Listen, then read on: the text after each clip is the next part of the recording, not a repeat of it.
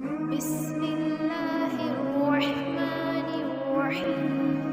நம்ம சேனலை ஆல்ரெடி பார்த்துட்ருக்கவங்களுக்கும் புதுசாக பார்த்துட்ருக்கவங்களுக்கும் அஸ்ஸலாமு அலைக்கும் வரஹ்மத்துல்லாஹி வபரகாத்துஹு. Welcome to my channel everything about Islam Tamil. இன்ஷா அல்லாஹ் இன்றைய பதிவில் ஹராமான 5 வேலைகளுடைய பார்ட் 2 வீடியோ தான் நம்ம பார்க்க போகிறோம். பார்ட் 1உடைய லிங்க் டிஸ்கிரிப்ஷன்லையும் ஃபஸ்ட்டு கமெண்ட்லையும் போஸ்ட் ஆகிருக்கும். நீங்கள் அதை கிளிக் பண்ணி அந்த வீடியோவை பார்க்கலாம். 6வது, இன்சூரன்ஸ் மற்றும் லோன் தொடர்பான நிறுவனங்களில் வேலை புரிவது. இதை பற்றி நபிகள் நாயகம் ஸல்லல்லாஹு அலைஹி வஸல்லம் அவர்கள் கூறினார்கள், வட்டி வாங்குபவரையும் வட்டி கொடுப்பவரையும் அதை எழுதுபவரையும் அதன் இரு சாட்சிகளையும் சபித்தார்கள். மேலும் இவர்கள் அனைவரும் பாவத்தில் சமமானவர் ஆவர் என்றும் கூறினார்கள். ஹதீஸ் இடம்பெறும் நூல் முஸ்லிம். 7, சூதாட்டத்தில் சம்பாதிப்பவை.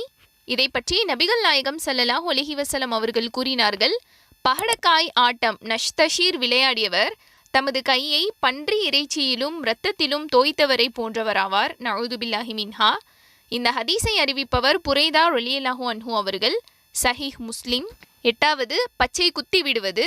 இதை பற்றிய ஹதீஸ், பச்சை குத்திவிடும் பெண்கள், பச்சை குத்தி கொள்ளும் பெண்கள், முகத்தில் முளைத்திருக்கும் முடிகளை அகற்ற கேட்டுக்கொள்ளும் பெண்கள், அழகிற்காக அறத்தால் தேய்த்து பல்வரிசையை பிரித்து கொள்ளும் பெண்கள், மொத்தத்தில் இறைவன் அளித்த உருவத்தை மாற்றிக்கொள்ள முயலும் பெண்கள் மீது அல்லாஹ்வின் சாபம் உண்டாகட்டும் என நபிகள் நாயகம் ஸல்லல்லாஹு அலைஹி வஸல்லம் அவர்கள் சபித்தார்கள்.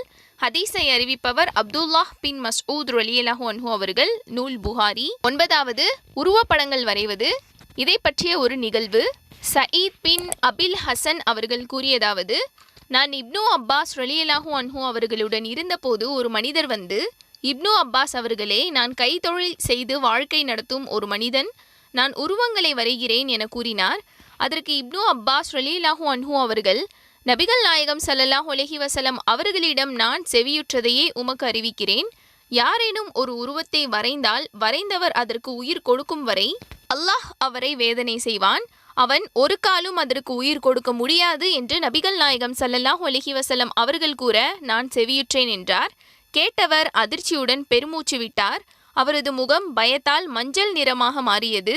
அப்போது இப்னு அப்பாஸ் ரலியல்லாஹு அன்ஹு அவர்கள், உமக்கு கேடு உண்டாகட்டும், நீர் உருவம் வரைந்துதான் தீர வேண்டுமென்றால் மரம் மற்றும் உயிர் அற்றவர்களை வரைவீராக என்றனர். ஹதீஸ் இடம்பெறும் நூல் சஹீஹ் புகாரி. 10வது, சிலை வடிப்பது. இதை பற்றி அல்லாஹ்வின் தூதர் ஸல்லல்லாஹு அலைஹி வஸல்லம் அவர்கள், மக்கா வெற்றியின் போது மக்காவில் வைத்து மதுபானம், செத்தவை, பன்றி மற்றும் சிலைகள் ஆகியவற்றை விற்பனை செய்வதை அல்லாஹ்வும் அவனுடைய தூதரும் தடை செய்துள்ளனர் என்று கூறினார்கள். ஹதீஸை அறிவிப்பவர் ஜாபிர் பின் அப்துல்லாஹ் ரலியல்லாஹு அன்ஹு அவர்கள்.